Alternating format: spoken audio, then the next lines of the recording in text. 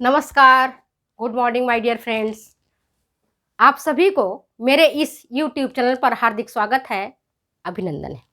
मैं हूं doctor Vrinda Singh, associate professor home science, government girls college Nagaur, Jodhpur.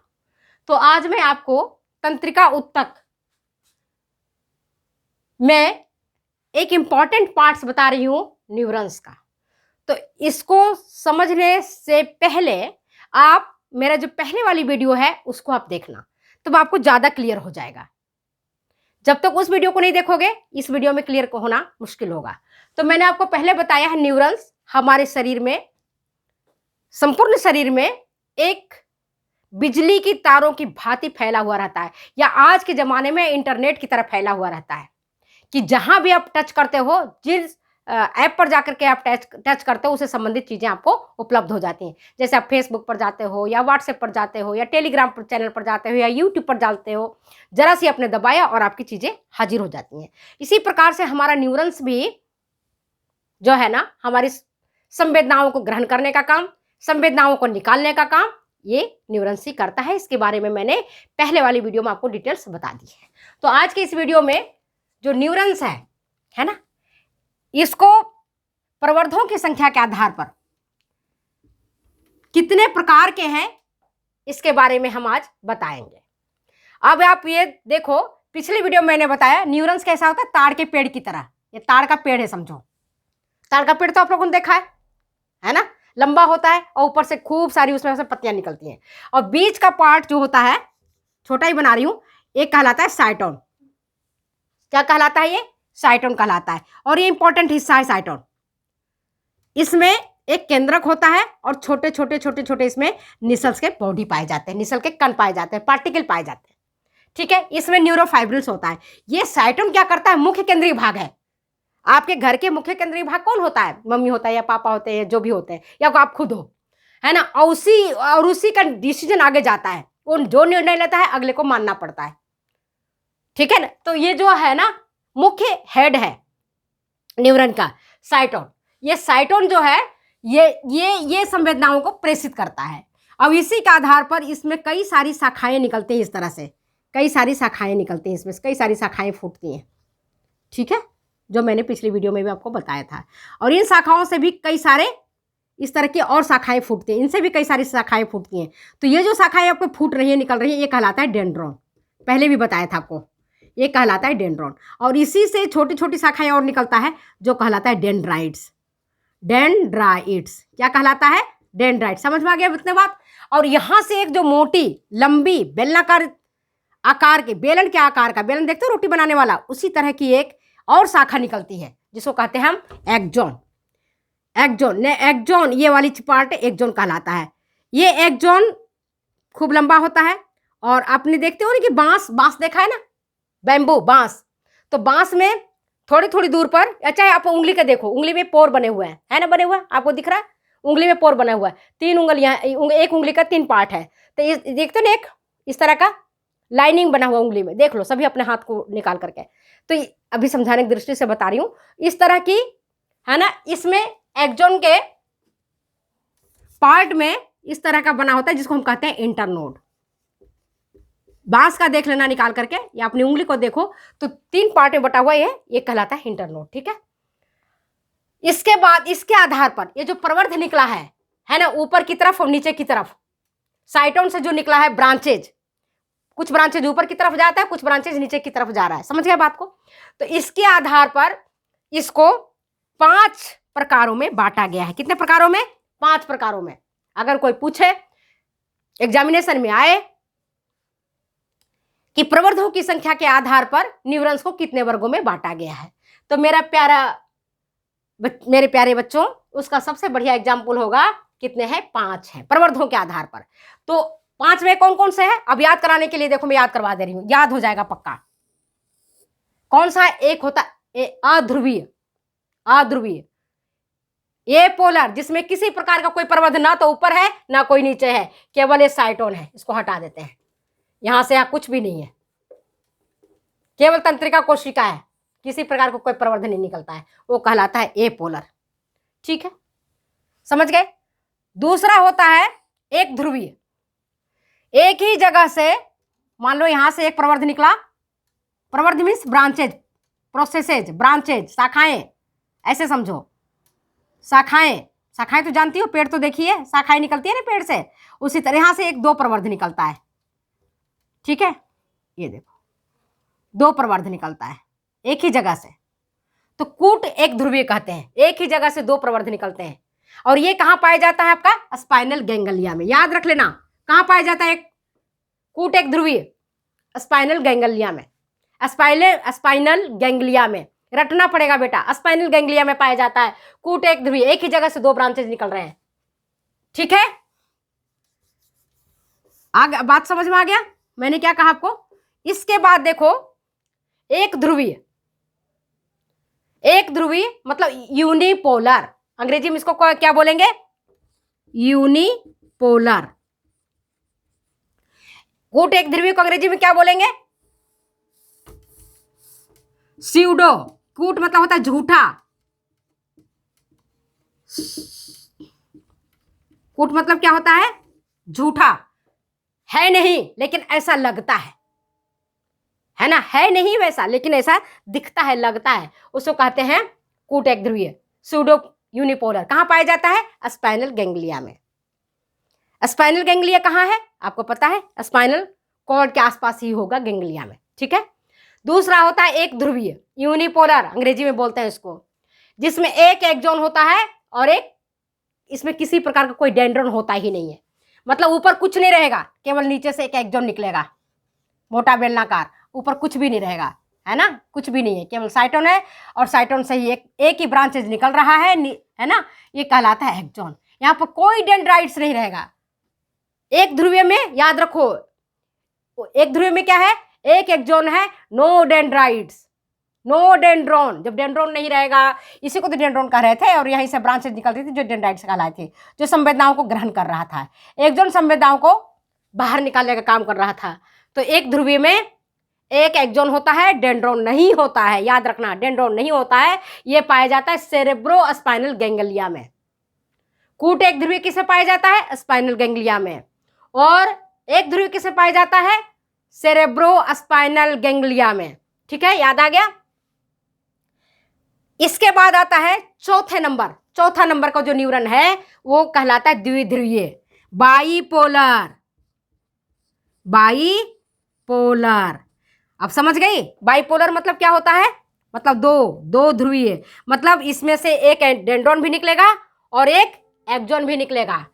यहां से एक एक्सॉन निकल रहा है ना, और साइटोन से भी एक डेंड्रोन निकल रहा है, और डेंड्रोन से भी ब्रांचेज निकल रही है जो डेंड्राइट्स कहलाती है।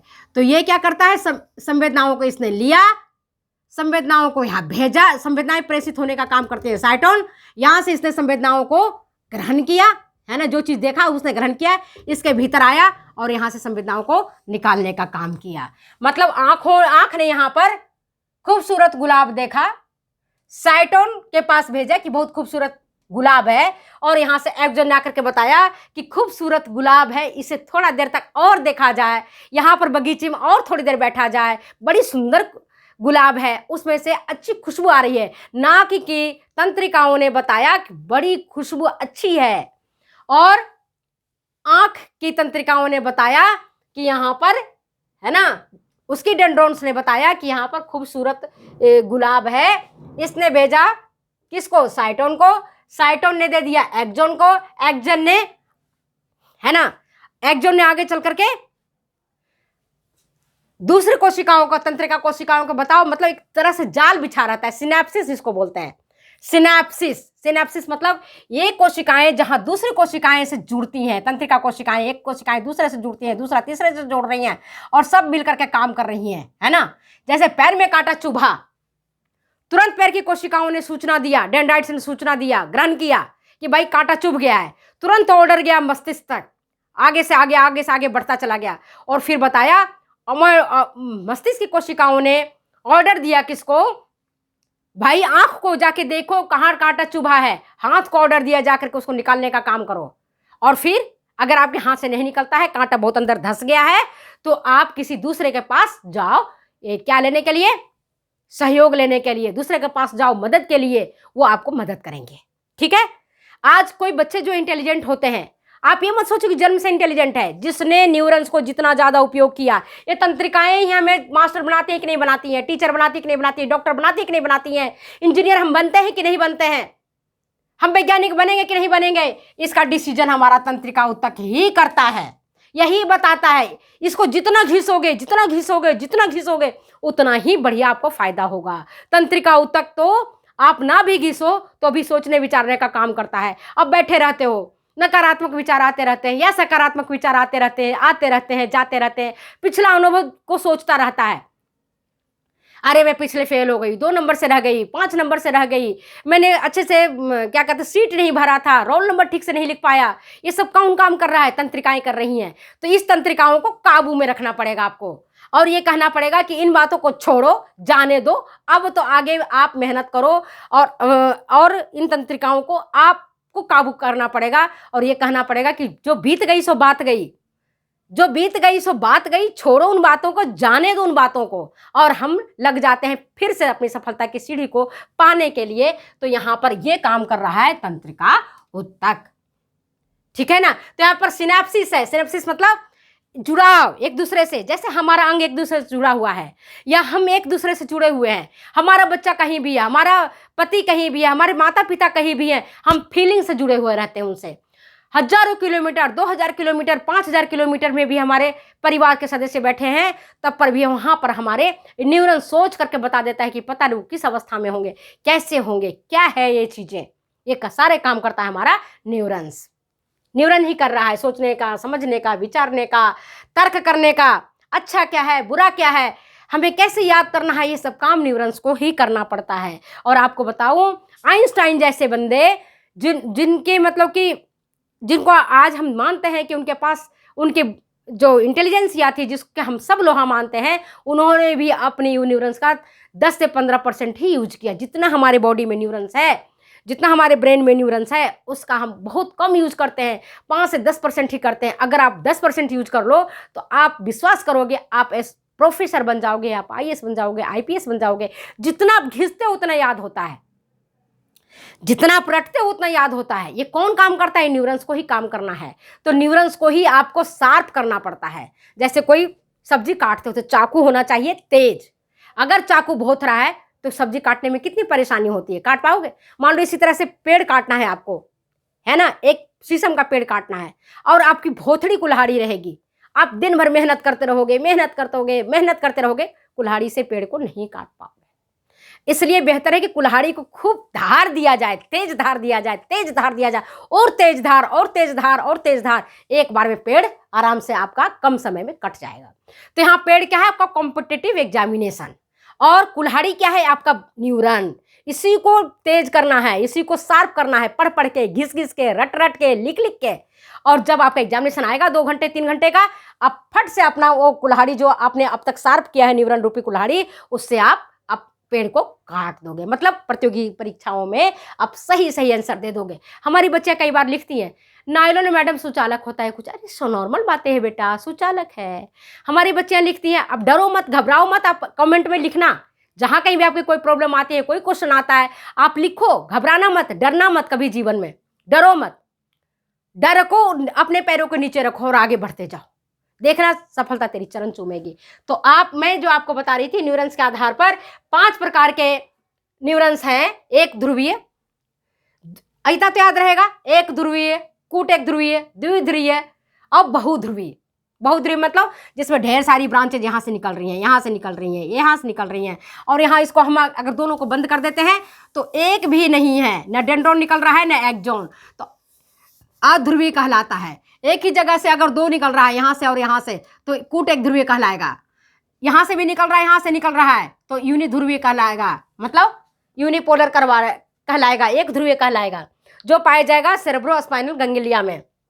और द्विध्रुवीय, जिसमें एक डेंड्रॉन होगा और एक ये वाली पोर्शन, एक एक्सॉन होगा, एक डेंड्रॉन होगा। और बहुध्रुवीय,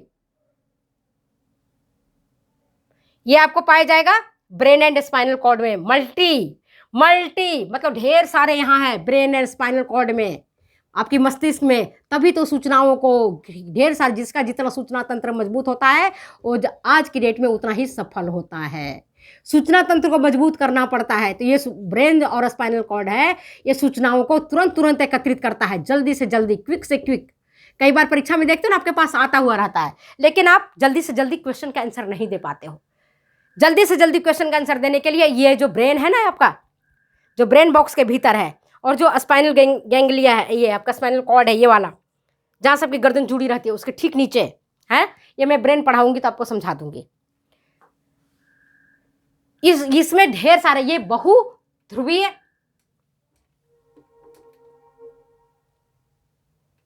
न्यूरॉन्स है, जिसमें ढेर सारे डेंड्राइट्स हैं और एक्सोन है, और ये क्या करता है, सिनॉप्सिस बनाता है, जिसमें एक एक्सोन होता है, मेन ढेर सारे डेंड्रॉन्स होता है। तो आपको आज मैंने आपको बताया एक ध्रुवीय कहां पर पाया जाएगा, सेरेब्रोस्पाइनल गैंग्लिया में एक ध्रुवीय। द्विध्रुवीय कहां पाया जाएगा, वेस्टिबुलर गैंग्लियर में, वेस्टिबुलर गैंग्लिया में। इसको मैं मिटाती हूं, अगर आप चाहो तो अब ले लो।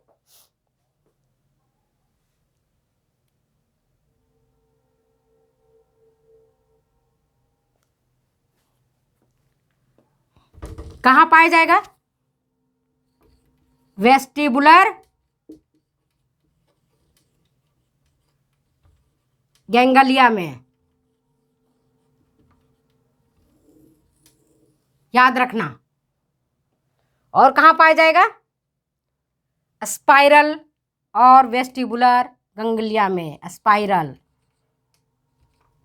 और वेस्टिबुलर गैंग्लिया में पाया जाएगा। समझ आ गया बात को। बाइपोलर,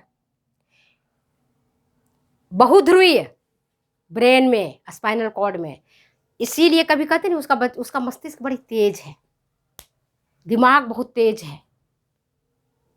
दिमाग ना तो किसी का तेज होता है, ना भोंदड़ा होता है। जिसने दिमाग को जितना अधिक चलाया उतना उसका दिमाग तेज हो गया। मान लो आप जितना अधिक गाड़ी को ड्राइव करोगे उस फील्ड में आप उतना तेज हो जाओगे। अपनी जितनी अच्छे से पढ़ाई करोगे उतनी उस फील्ड में तेज हो जाओगे।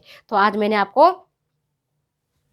तंत्रिका ऊतक के न्यूरॉन्स के प्रकार पर चर्चा किए हैं। तो अगर ये वीडियो अच्छी लगती है तो प्लीज़ शेयर करें, कमेंट करें, सब्सक्राइब करें। फिर मिलते हैं अगले वीडियो में अगले एपिसोड के साथ। तब तक दो जाने के इजाज़त, बाय बाय।